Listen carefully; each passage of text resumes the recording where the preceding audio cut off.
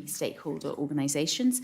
I'd like to draw everyone's attention to the following. This hearing will be recorded and the transcript will be published afterwards on the States Assembly website. Please check that all electronic devices are switched to silent. And if there's any members of the public who are joined us today, to not interfere with the proceedings, and as soon as the hearing is closed, to leave quietly. And for the purpose of the recording and transcripts, we will make introductions. So my name is Deputy Hilary Jearn, and I'm the Chair of the Environment, Housing Infrastructure Scrutiny Panel. Deputy Tom Coles, Vice Chair. Deputy David Wall, Panel Member. Deputy Alex Curtis, Panel Member. Constable David Johnson, Panel Member. And Patrick Lynch, I'm the CEO of Caritas Jersey. Thank you. And I probably should add, I'm also part of the Homelessness Strategy Board for the island. Thank you, Patrick, and welcome today. And as I've said already, but just as a reminder, that this review is for the changes of the residential tenancy law, which was being lodged by the Minister of Housing to strengthen Jersey's legal framework for residential tenancies and to deliver on the common strategic policy commitment to improve arrangements for tenants and landlords. And the overall aim of the panel's review is to identify whether the amendments are fit for purpose, achieve the stated goal of improving arrangements, and whether there are any unintended consequences which could arise from the implementation of the amendment. So the panel has closed the call for evidence. We have a number of submissions, and we've also had and launched a tenants survey as well. And these will be gathered together, and we have an advisor who is helping us to develop a report. So he will be submitting a report looking at that evidence to advise us and recommend the direction for the panel. And we will then take that all into consideration, and the panel will write a final review. That will be then submitted to the state's members to help them in their deliberations on whether to support different parts of the amendments or the law overall. And at the moment, the schedule for discussing this law is the 8th of July. In next state sitting in the 8th of July. So we've got a number of questions for you. We've got an hour for that. And so I'd like to just launch straight in with what is your overall position on the proposed amendments to the residential tenancy law, and do you think it will make a difference? Yes, I do think it will make a difference. I think we come at this from a perspective. The first thing I should say, if you don't mind, is in regard to the surveys, etc., that have been put out there, there is always a deficit for the tenant or the person in poverty, the person at the lower end of the scale compared to the people, in this case, the landlords. So we have tried our best, but it's very hard to get to all the people who need to respond. And another key matter here in Jersey is that there is a great element of fear amongst tenants about speaking out.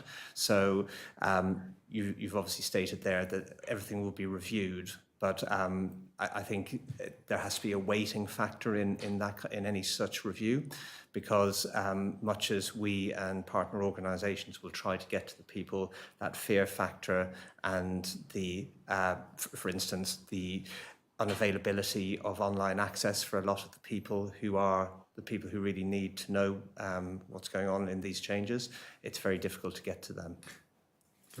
Just to respond to your fear question, is it a fear of them losing their home, or is it because there isn't enough choice in the market for them to be able to move from one home to another?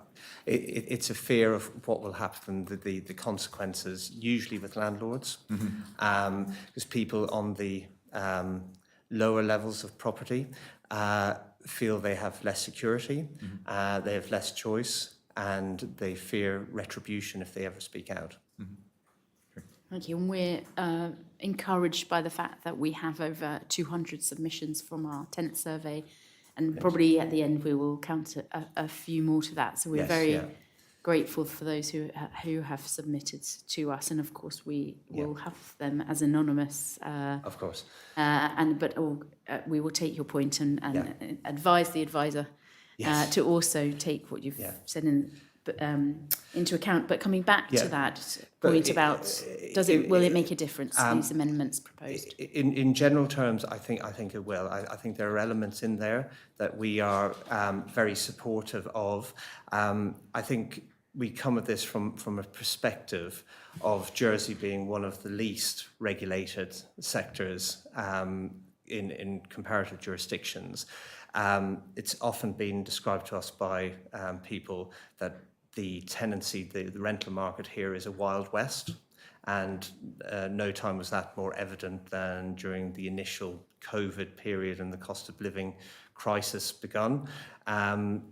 Obviously, inflation was rising very quickly and rapidly, but some of the, I think, I'm stand to be corrected, but I think inflation maxed out at 12.9%. But regularly during that period, we had people coming to us with 20, 25, 30% increases in their rent. So at that time, obviously landlords were having increased costs, but it was seen, we fear, as a time for exploitation as well, and a good time to actually get more money from a lot of the more unscrupulous landlords. And that has basically fed into all the issues we see in our day-to-day work with increased food bank usage, whereby people obviously want to keep roofs above their head, and so money, it just goes on rent now, and whereas people on low wages, their salaries got them to the end of the month previously, it no longer does, because they are, as I said, keeping the roof over their head. And that exponential rise in food bank usage is almost exclusively people in work, but whose, because of the increased rents, they don't get to the end of the month, and therefore food bank usage is also much higher in weeks 3 and 4 of the last 10 days or so of the month. Okay, thank you. Yeah, just a question on the cohort you're talking about here. Obviously, there is income support, there's housing support for people, so they can get their top-ups. So are you referencing people who cannot access housing support towards their rent? So in a lot of cases, they don't have residential qualifications, so Right. they're in private rentals. Rentals in the 0 to 5 year category. Yes. Okay. Okay, thank you for that clarification. And so do you see that these amendments, what specifically within these amendments do you see that would make that difference? One of the, on a personal level, rather than take my Caritas hat off here, I wouldn't be naturally inclined towards rent controls or rent stabilisations, but I think we're in an extraordinary time and extraordinary circumstances, and where we are at the moment, as I alluded to there, rent increases went up so much that if they are not curbed in some way, you're going to have an increasing problem, because all you're doing is putting higher increases on top of existing in health, and they look at here and they are kind of encouraged by the beaches and sunshine we have at the moment, but they look at the finances and they can't move here. And that's a big issue, obviously, with the multi-site hospital coming forward. So, kind of, I suppose, coming in on some of those amendments that we talked about, and you were just talking about the rent cap, but maybe one of the amendments is about changing from one fixed term, so to have 1 moment fixed term, and then the rest being under periodic tenancies, where you have a specific list for vacating the properties. What is your view on the value of periodic tenancies and whether they can improve security or tenure of tenants or not? Mm-hmm. So I would say it will always depend on each individual person or family, but largely speaking, we think it is a good idea, because the other thing, going back to my comment a minute ago about people making their futures here, is that people want homes. It's not just a house or a flat. And people need to be encouraged that they have a home that they can live in and move forward in.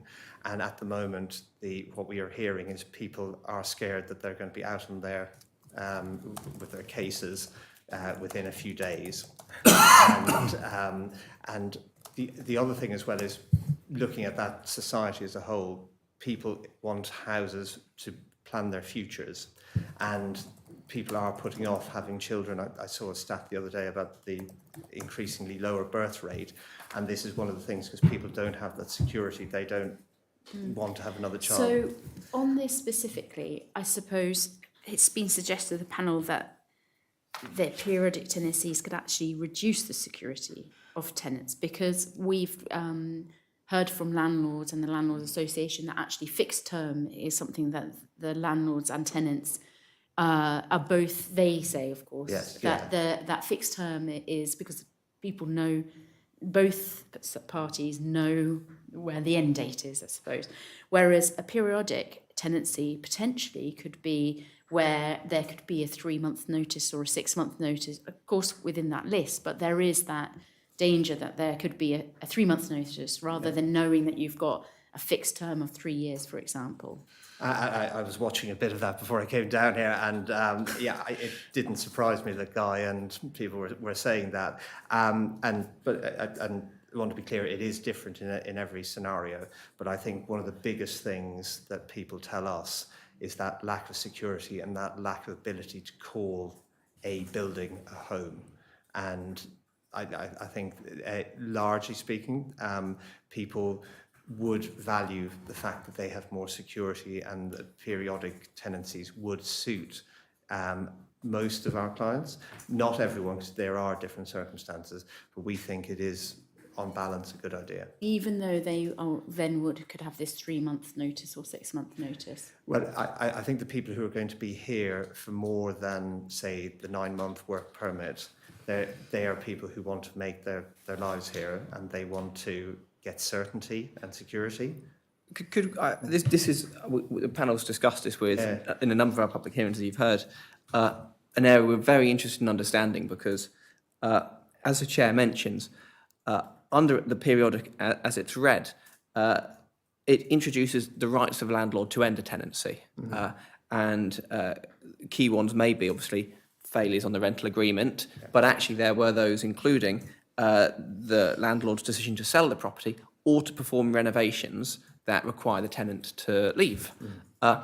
And those are currently set to 3 months. So a tenant could be living in a property for 3 years and all of a sudden be given 3 months' notice to leave.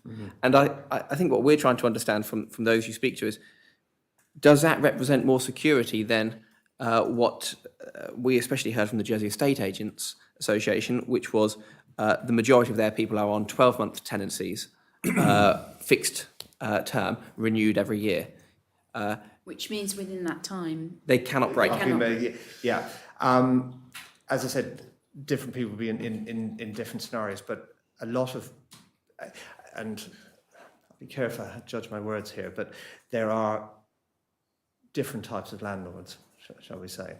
And I've no doubt that Guy and his team, who were here earlier at the Landlords Association, are they do things to the letter of the law.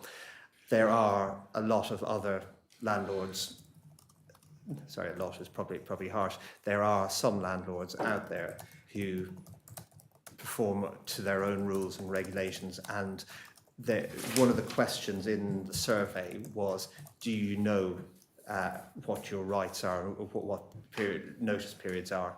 It's very clear to a lot of people we see, especially people without English as a first language, that they don't have the faintest clue. And it's deliberately withheld from them, I would suggest. And as a result, and there was one actual person who I encouraged to fill out one of the forms when they attended with us. But again, for that fear factor, they didn't want to. But they kind of know that if landlord gets somebody else who'll pay more, or they have a different change of mind, they'll be out. Yeah, just pick up on that point. I mean, our main line of inquiry is to find out the differences. I mean, from what you just said, tenants do have certain rights at the moment, and is it due to lack of understanding that they feel susceptible to being evicted at the moment? So just when they can actually appeal to court for a stay of execution, they won't be thrown out on the streets? Yeah, so for every person in such a circumstance who come to us and need help, and we suggest what routes are open to them, we're sure there are lots of others who just accept the status quo or are completely oblivious to what their rights are. And this is the difficulty quite often. So with us, we have what's called a little homelessness fund, and it's to avoid people becoming homeless rather. And when people come to, and this has been forever. So since we started it in 2019, 2020, people who arrive with us, they would look for that help to tide them over, to avoid them. That would cause more problems for them. Now, and sorry, I'm going to connect some to a connected point, but there was the residential licensing legislation that came in. That's why we were so supportive of that legislation, because the difficulty we had was that a lot of those landlords were completely off radar. And one of our frustrations is that since that's come in, we haven't seen the details of how many new people have come in since, I think it was the 1st of August officially last year that came in.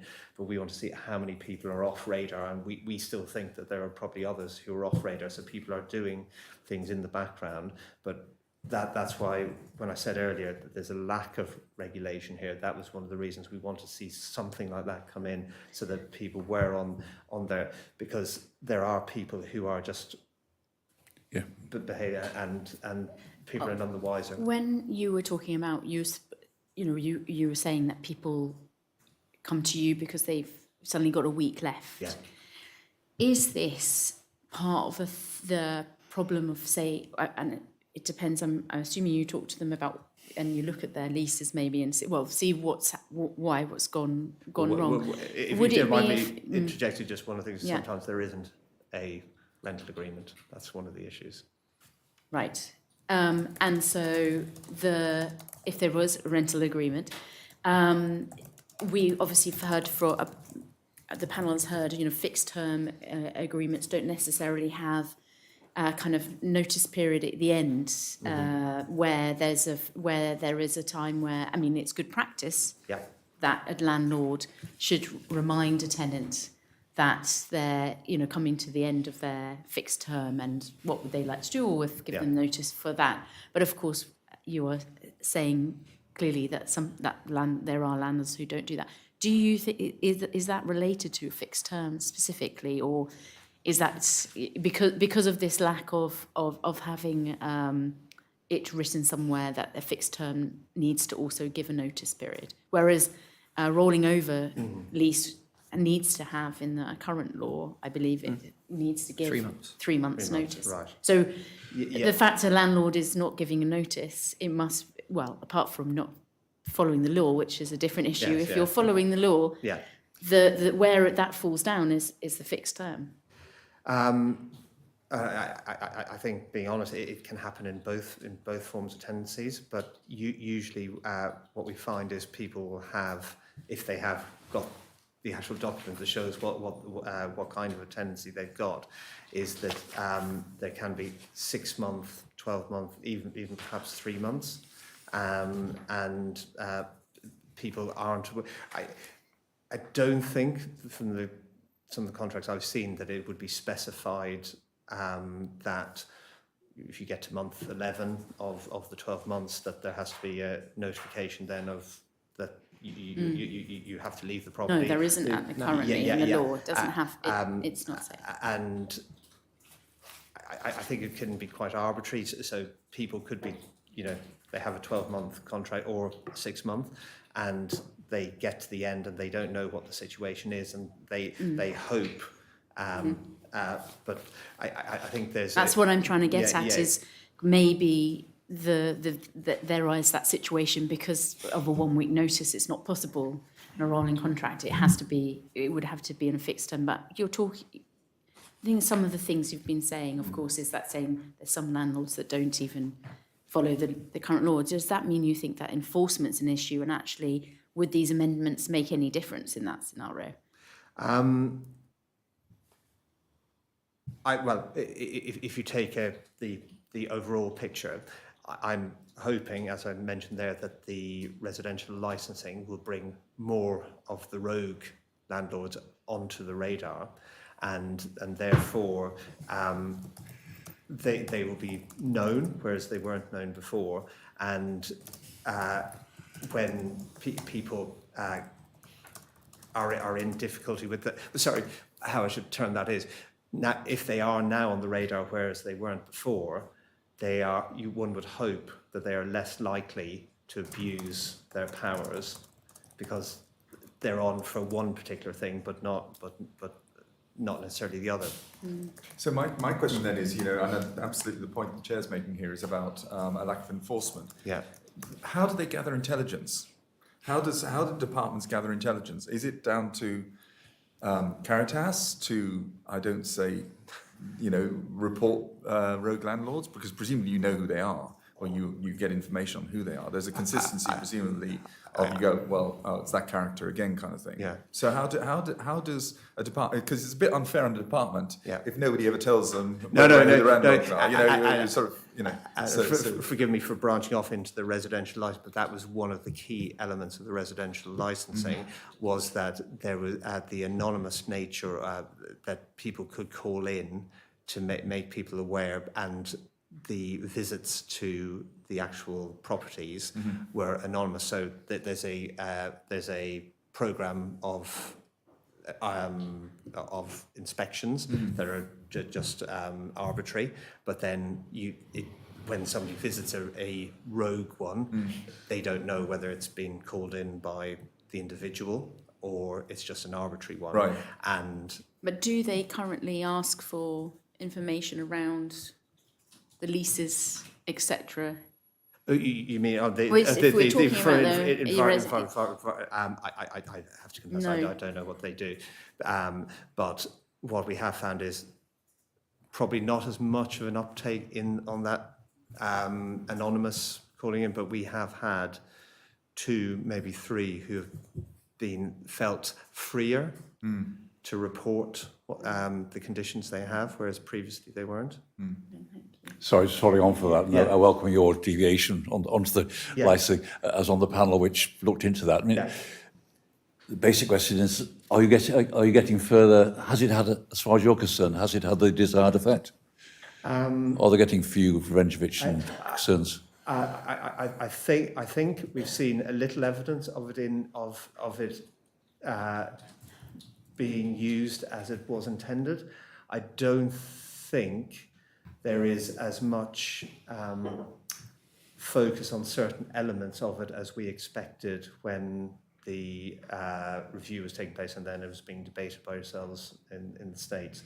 I think there was a big emphasis at the time on the fact that these people who were off radar were going to be there. Now, I may be completely wrong, and there may be a lot more. I think I was at one, I think it was a homelessness cluster event, and the officer from the environmental department said that they expected, I think it was about 17,000 properties, if I recall.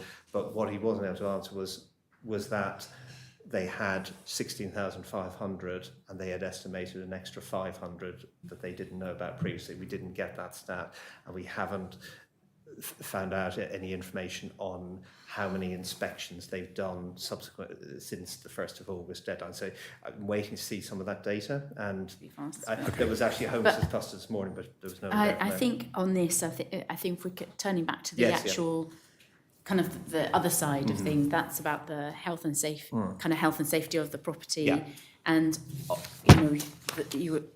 it still fits into the same thing on the sense of one of the elements of this amendments is to try to resolve the instances of what was called no fault of or revenge evictions, which many submissions that we have collected is there's no definition for that. What does that actually mean? And of course, we're talking about the dwelling licence potentially could keep that anonymous. So any complaints about the quality of the property and the effect it has on tenants. But of course, we have now it's specifically related to kind of the contract between a tenant and a landlord. And do you see any?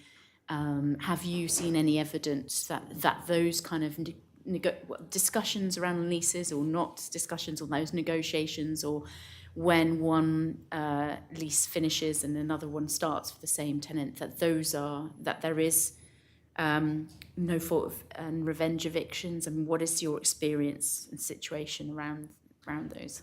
I think what you said there is completely accurate. There's no real definition of revenge evictions. However, having said that, I think landlords do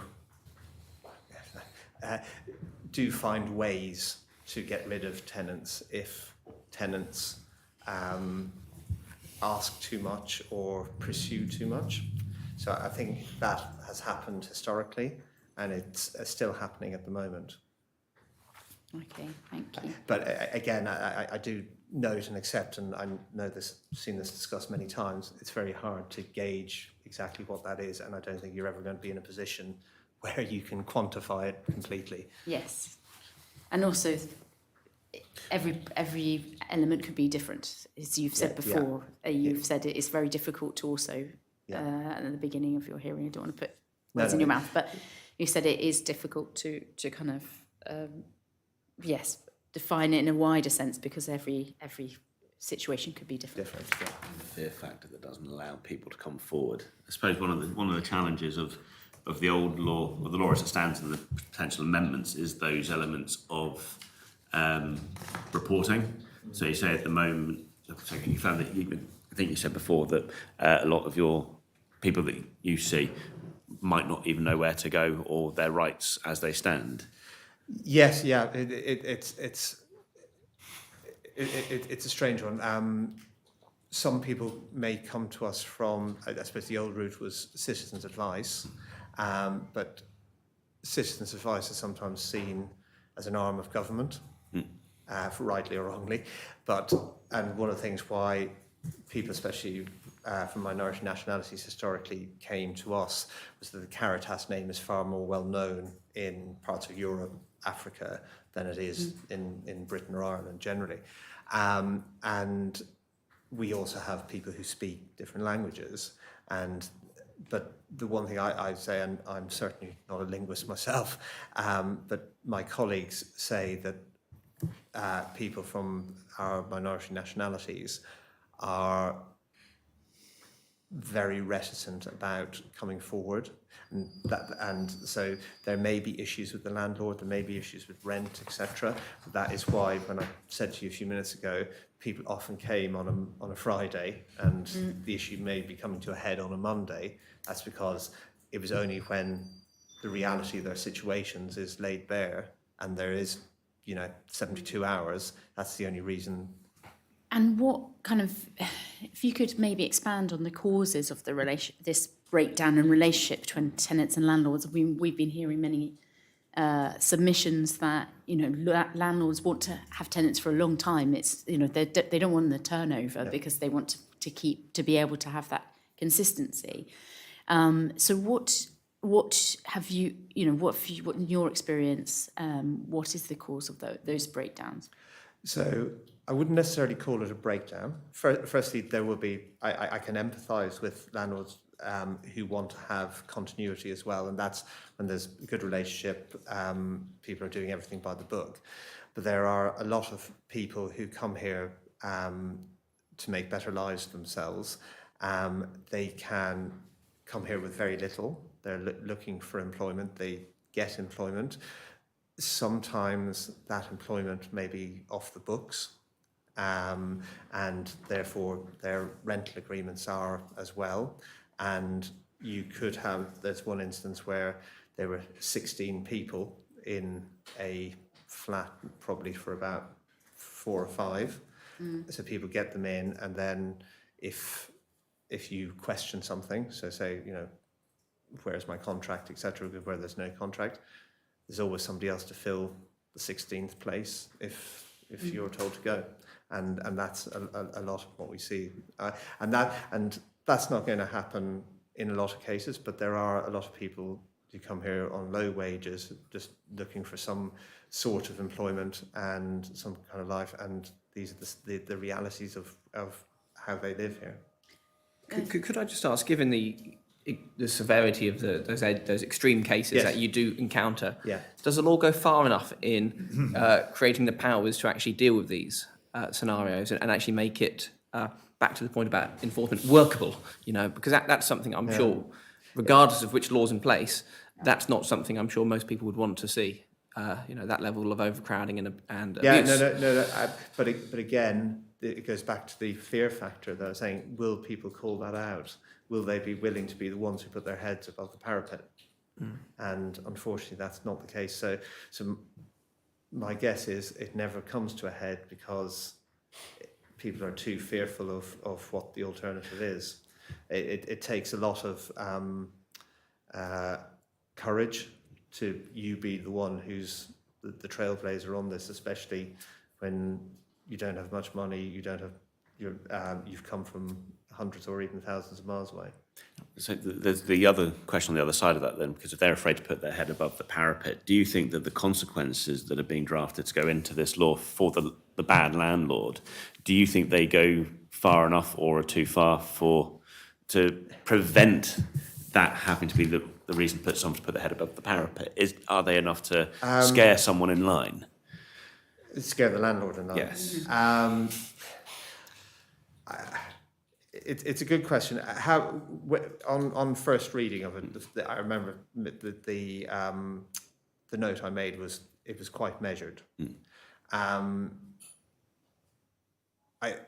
didn't think there was that much that landlords could be too in opposition to, but listening to the earlier hearing and other conversations I've had, but then of course people are going to represent their own bodies and communities.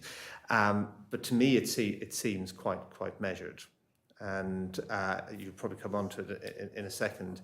I think a workable rent tribunal that has confidence is one of the big things in all of that, and I think the fact that they may be subject to a rent tribunal would pull some unscrupulous landlords into order. I don't think you're ever going to, get rid of every poor operator in any kind of sector. Well, maybe going into that, and then we can come back to some of the things. Of course, we've been talking about the fear factor, and a rent tribunal has to. The tenant would have to be the ones taking the landlord to the rent tribunal on that. Yeah. Do you see that there is need, for example, for a third party to do that? For example, yourselves or something on behalf of, instead of. Yeah. I mean, that's what I would be worried about from hearing what you've been saying is about that. The fear factor would then stop anybody going to the rent tribunal on. It could well do. For ourselves and some of our charity partners already assist and are advocates in advocacy as opposed to legal advocates for people in employment tribunals already. And if it still is very hard for people to commit to them, but with employment tribunals, if they have the confidence that the process is fair, it will encourage some people. I completely agree that some people will never feel comfortable enough to go to a rent tribunal. And if I may, Deputy Ward, go back to what was proposed previously, and we discussed with clients, and even if it wasn't technically correct, there were 4 people who were seen as establishment landlords, etc., and there was no confidence, as I mentioned to you on many occasions. There was no confidence in that. The rent tribunal as proposed, and if I've got this right, I think I'm right in saying the chair and vice chair have to have legal experience. Yes, there was a comment made in the previous show that the people were, it's the State Assembly to approve them under the guidance of the Appointments Commission. Yes, Right, yeah. So there will be Yeah. certainly, yes. So I think that gives a certain degree of authority to it, where, and I'd like it to go further, is perhaps designated individuals from different sectors. For instance, perhaps one from the charity sector, one representing tenants. You would then argue, obviously, that if there's somebody representing tenants, that one landlord on there would give balance. But I think, as previously constituted, there would be no confidence in it. There is a bit more confidence in this. Okay, thank you. And how would you suggest that the government best support tenants in accessing their rent tribunal? You were talking about that you and other charities support them naturally, but is that then felt that it actually should be a third party rather than the government, or do you think the government has a role there in supporting tenants? I think were this to go ahead, then it has to be properly advertised, that and the opportunity that is there, that it would need to reach the people who need it most. So this is one of our big things, is you can have lots of stuff online, social media and stuff, that's no good to a vast majority of the people who may need it. So you need to have old traditional media posters, etc., in the relevant places where people would be. So I'd suggest charities, GPs, churches, all those kind of places where people could attend. Because there's a lot of evidence, I don't mean particularly on this area, but on lots of things. If you have posters or information, if people go to the same place, daily, weekly, they may see it once, they may do nothing. After seeing it 4 or 5 times, they're encouraged to actually do something. So it's that matter of getting the information out there. If you were to have just one specific group, I'm not sure that works, as different people have different people they feel comfortable with. So, for instance, Assistance Advice, Salvation Army, Friends of Africa are just ones who we've dealt with, but I'm sure there are a lot more out there who would be in the same position and willing to help. And so, just coming back to this point about, people who are, I'm going to use a very blunt term, and this is probably the wrong term to use, illegally employed, let's put it bluntly, who then don't have documentation to go to from a landlord. How likely are they to go to a tribunal, with all due respect? Yeah, no, that's a fair point, but you can often find that people are legally employed. Okay. Sorry, I'm yeah, no. There are certainly people within that category, yes, yeah. but there will be people who are legally employed but may not have very legal accommodation. So there is that mix, but there will be people in those scenarios as well. I'm more concerned about and obviously they're not going to put their heads above the parapet unless it's extreme conditions, and the value of calling that out is more than the loss. Yeah.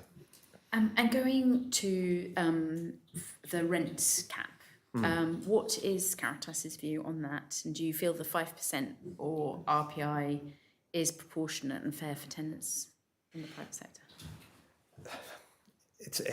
It's a difficult question, because naturally, as I said, personally, I wouldn't be that inclined normally towards a rent cap, but I see the reality of where people are, and I feel that as an island, we're on a bit of a precipice, because there are so many people who simply, these are people in employment who cannot afford to live here. And if you allow free rein, and it's the cumulative effect of the last 2 or 3 years, those 20 to 30% increases in rent, and then put more on top of that, because obviously 10% on top of, say, 1,000 a few years ago, as opposed to 10% on top of 2,500 now, that cumulative figure is putting things more out of reach. And I think whether it's for a limited period or for a sustained period, that something has to be done, because people are working, they're existing, they're not really living, because what they're doing, they're working, keep the roof above their head, they're attending at a food bank, they're getting help then with other things, and ultimately they're not going to stay here, and that's going to affect all our industries and the standard of living for everyone else. And is this, in Caritas's view, more kind of like the heftier amendment than, say, the periodic tenancies and the fixed term tenancies amendments change? Would this be the focus if there was a Well, if you look at it, prioritised? yeah, like one of the things related to that is stopping multiple increases in a year. I think that's an absolute no-brainer. But I always stayed back in, I think it was 22 into 23. We knew of people who had a 30% increase, but their landlord said, "Look, I'm so good. You've the 15% on the 1st of January, the other 15% on the 1st of April." That was being nice. So, and the amount of times, I think, again, it's around certainty. So if you know there's just going to be one increase in a year, you know the time frame it's going to be, whether that's first quarter, third quarter, whatever, it gives that certainty. I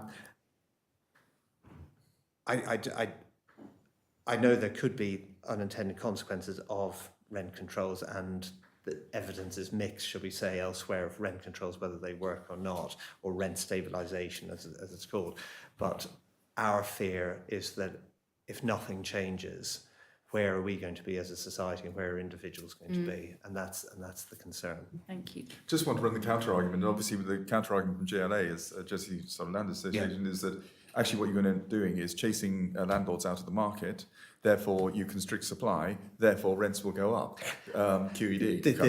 The scare story. Yeah, I know. I thought we were. I think I mentioned 17,000 properties. I think, according to what the JLA were saying during the residential licensing debate, that number would be down to 14 or 15,000 now. But that hasn't happened. Scaremongering works, and it's the right thing to do on behalf of their members. But I don't think there's any evidence for it, and I don't believe it.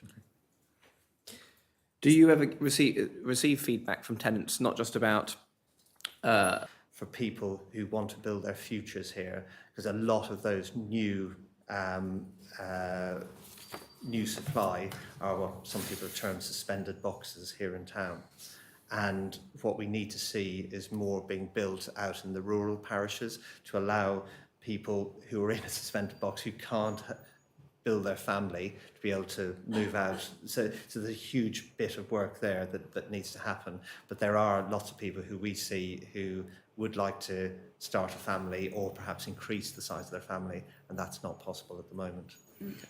Thank you. And so there is a list, when we're talking about periodic tenancies, there's a list of exemptions for the notice periods, and then we've talked about before about whether that is, gives security or not to tenants. But there is, the number of elements in that list, and obviously it changes depending if 3 months, 6 months, or some days, 7 days notice. 7 days, yeah. Do you think that this list of exemptions is comprehensive? Do you think that that's giving parity to tenants and landlords? Do you see that there's anything missing on that list, or? It is quite extensive. I haven't been through each one with a fine-tooth comb, but to me it seems reasonably balanced and measured. Again, the difficulty, as I said, with other things, it's very hard to find a one-size-fits-all, but the first word that came to mind for us was measured. That's interesting, thank you. And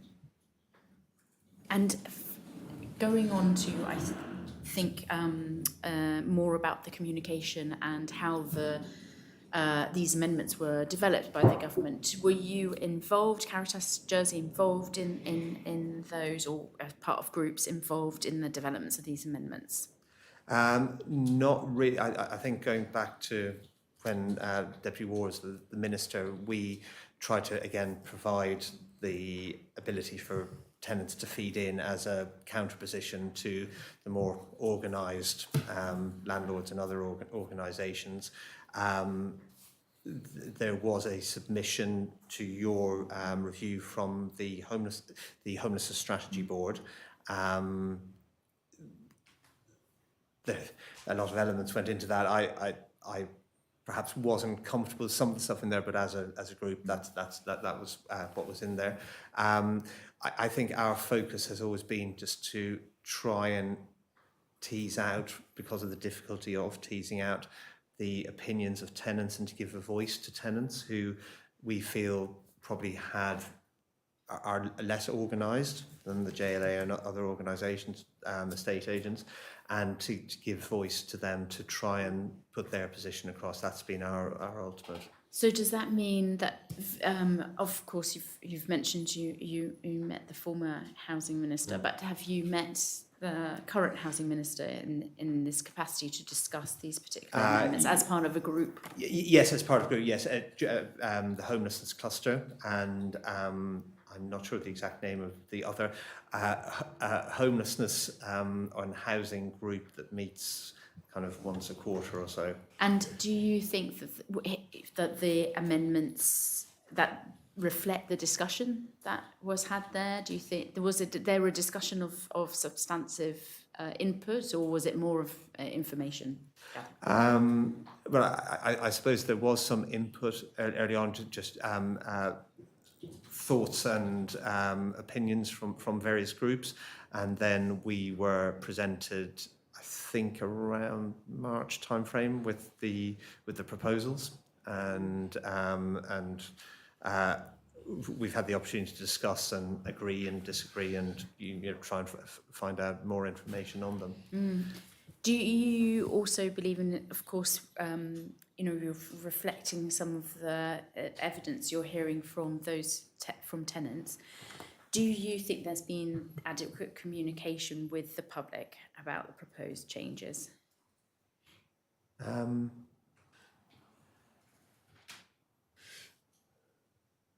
trying to think, because I haven't thought about it in those terms. I've been more thinking about the people we need to represent, because obviously we find out about it.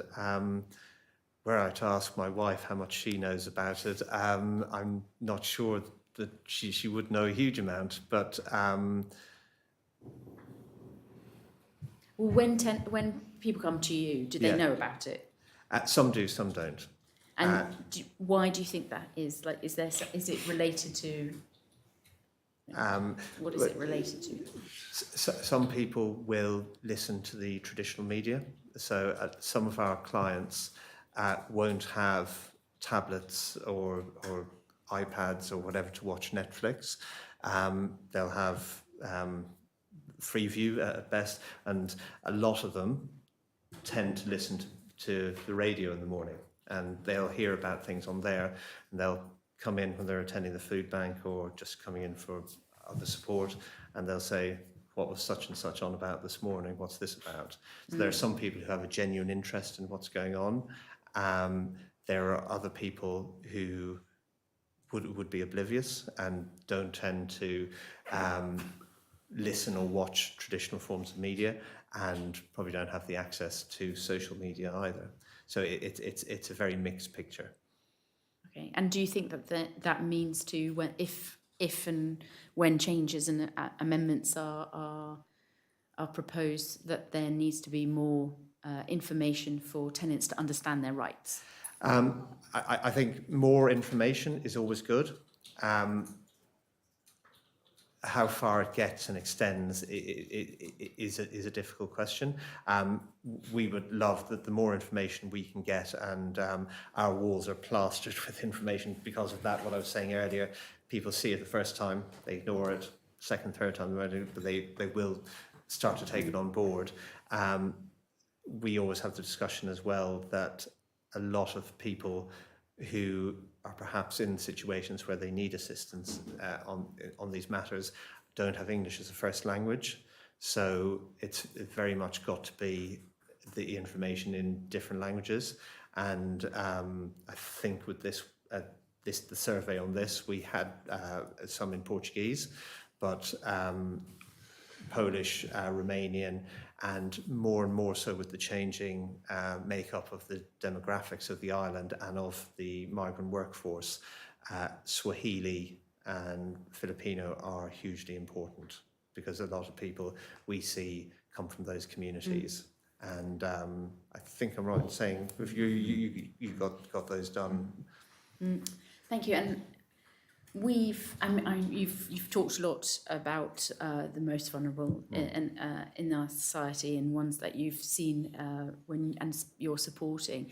And I suppose it's something that the Landlord Association talked to us before in the hearing, about the fact that they're concerned that the periodic tenancies, for example, will encourage landlords to be more vigilant with who they agree to be their tenants, and they're worried that actually will disadvantage the most vulnerable more, because they'll be less likely to agree to having certain people I would in think. there. And would you agree or not? No, agree to I this? think there's an element of scaremongering there as well, because you could have somebody who's in poverty on low wages but could be an impeccable tenant. And I think it's equating lower socio-economic groups with troublemaking, and I don't think that's fair. Thank you. Turning to my... Sorry, carry on. No. Okay, yeah, I agree with a lot of you say. I just, the more I hear, the more I wonder whether this law is actually going to affect the social problem we have of a full house. I mean, is there, what you say, a lot of your constituents would call that will come from the, don't call them lower margins, the less affluent, etc. And they are renting their property from landlords who, if they haven't got written agreements, they're already in breach of the law. I mean, do you think this law is actually going to do anything? What I'm saying, should the impetus in fact be elsewhere about? No, well, I again, I'm sorry to conflate the two things, but added to the previous residential licensing, I think the two things together give hope that things can improve. Things aren't going to change overnight, but that comment that somebody made to me about it being the Wild West at the moment, you need to have some more control to try and bring things to a better position. And I don't believe in over regulating in general, but I think we come from a very unregulated base, and putting some regulation in there is surely for the benefit of a lot of people. I'll leave it at that. Thank you. Yeah, thank you. Yeah. So we're trying to find whether this law strikes the right balance between landlords and tenants. We see that the landlords have got a big list for the reasons why they have to give their notice when they hit the periodic tenancy stage. Do you think it's balanced as it is with just the tenant being able to give that 1 month's notice period, or do you think there should have been maybe a list for tenants where they could have had a range of notice periods as well? It's a good question.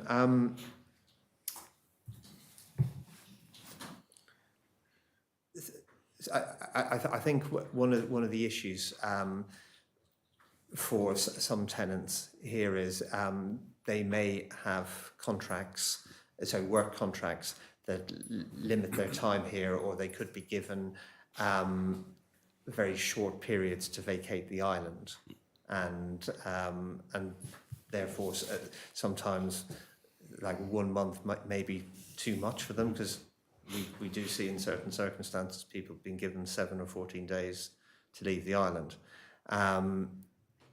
But I think generally 1 month seems reasonably fair. Thank you. Ask some panel members if they've got any more questions. No more questions. Have you got anything further that you wanted that we've missed off as a panel on our questions?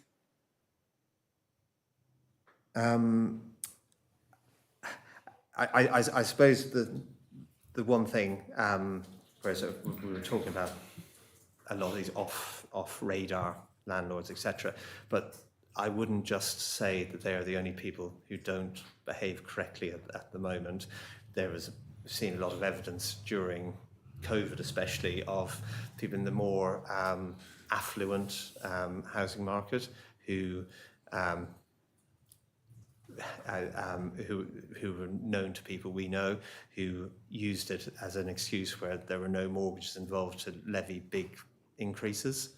And if you're looking at that wider bit of the island as a whole, so if you're looking to attract doctors here who may be in such properties I'm kind of referring to here, if they see that in Hampshire or Surrey it's X, but in Jersey it's X plus however much, are we really going to be attracting the people we need here as a society? So I think some regulation there will help in that area as well, much as it's not an area we deal with specifically. But I think it's got to be shown that there are abuses at all ends of the market, albeit we're more focused on the clients that we see on a daily basis. And I think in general, the changes, somebody I was speaking to said this is quite radical, but it may be radical for Jersey, but I don't think it's radical generally. I think a lot of what's being proposed in other jurisdictions or is in force in other jurisdictions, it goes well beyond this. So all we're doing is trying to bring Jersey up to some sort of a par with other comparable jurisdictions. Right. Well, thank you very much for coming today. Thank you. Patrick. So I think we'll